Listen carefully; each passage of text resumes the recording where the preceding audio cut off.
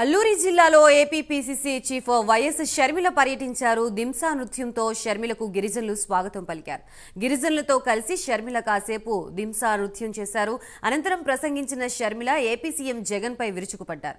ప్రత్యేక హోదా కోసం నిజమైన పోరాటం ఒక్కటైనా జగన్ చేశారా అని ప్రశ్నించారు. పులి సింహం అని చెప్పుకునే జగన్ బీజేపీ ముందు పిల్లిలా మారారని ఎద్దేవా చేశారు. బీజేపీ గుప్పిట్లో జగన్ చిక్కుకున్నారని విమర్శించారు.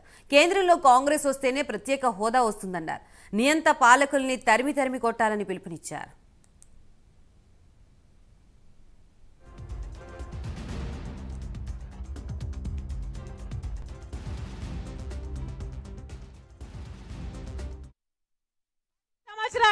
ఆ రోజుల్లో కాంగ్రెస్ పార్టీ 5 సంవత్సరాలు ఇస్తామంటే ప్రత్యేక హోదా ఆ రోజు చంద్రబాబు గారు బీజేపీ పార్టీ ఏమన్నారు? బీజేపీ అయితే 10 సంవత్సరాలు ఇస్తామన్నారు. మాకు ఓట్లేయండి, మేము 10 సంవత్సరాలు ప్రత్యేక హోదా ఇస్తాము అన్నారు. చంద్రబాబు గారు అయితే 10 సంవత్సరాలు సరిపోదు, మాకు 15 సంవత్సరాలు కావాలి అన్నారు. చంద్రబాబు గారు ముఖ్యమంత్రి అయ్యారు, అదే బీజేపీ పార్టీతో పొత్తు పెట్టుకున్నారు. వాళ్ళ మంత్రివర్గంలోనే ఎంతో మందిని మంత్రులను చేసుకున్నాడు తప్పితే ప్రత్యేక హోదా గురించి మళ్ళీ ఒక్కసారి కూడా మాట్లాడలేదు చంద్రబాబు గారు. ఆ రోజుల్లో జగనన్న గారు ప్రతిపక్ష నాయకుడిగా జగనన్న గారు ఎన్నో దీక్షలు చేశారు, నిరాహార దీక్షలు చేశారు, ప్రత్యేక హోదా కోసం కొట్లాడాడు. ఆ రోజుల్లో మూకుమ్మడిగా రాజీనామాలు చేద్దాము, ప్రత్యేక హోదా ఎందుకు రాదో చూద్దాము అన్నాడు కదా జగనన్న గారు. మరి ముఖ్యమంత్రి అయ్యారు. ముఖ్యమంత్రి అయ్యాక మరి జగనన్న గారైనా ఒక్క నిజమైన ఉద్యమం ఎందుకు చేయలేదు ప్రత్యేక హోదా కోసం?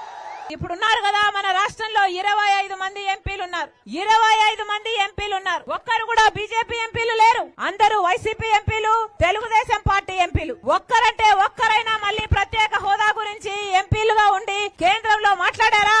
ఎప్పుడైనా కొట్లాడారా? ఇంతమంది 25 మంది ఉన్నారు కదా, మరి ఆ రోజు మూకుమ్మడి రాజీనామాలు చేద్దామన్న వాళ్ళు ఈ రోజు ఎందుకు మూకుమ్మడి రాజీనామాలు చేయడం?